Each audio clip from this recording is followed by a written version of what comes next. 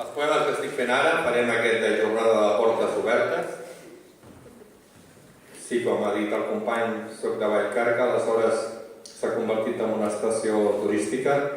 i per anar a la muntanya me'n vaig cap a Canyelles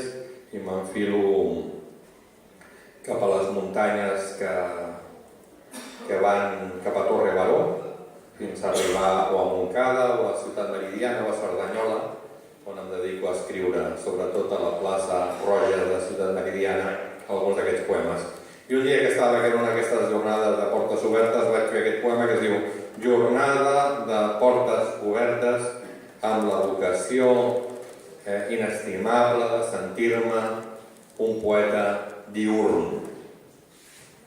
I diu així: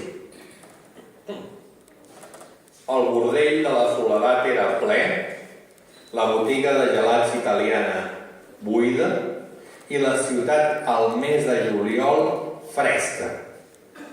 Vas passar davant la cua mirant els culs amb texans,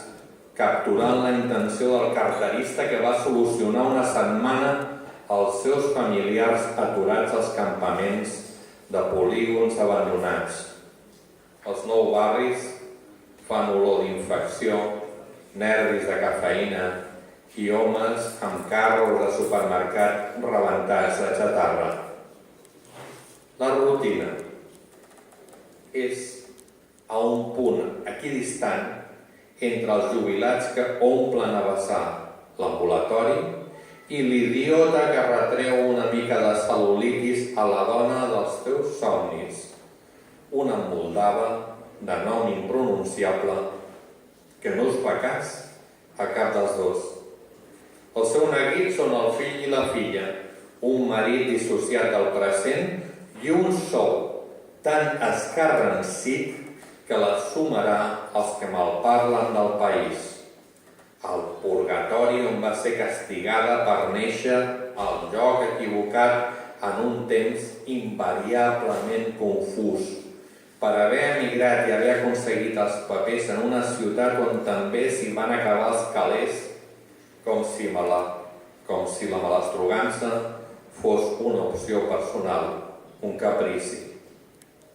Un noi, atenció, de faccions àrabs, en cistella 13 tirs seguits, però ningú se'l mira.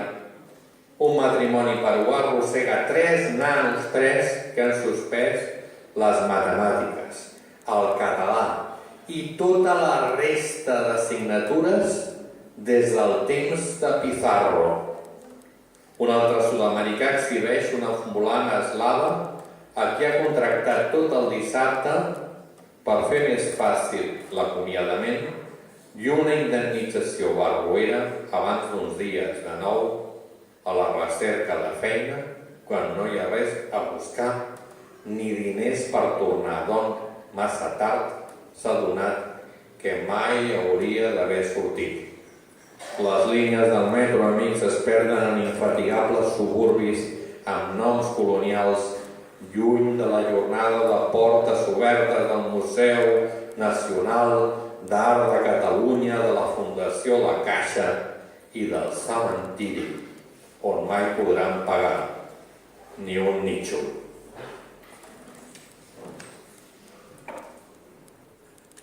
Dintre de la mateixa línia tinc aquest poema que es diu Reencarnació,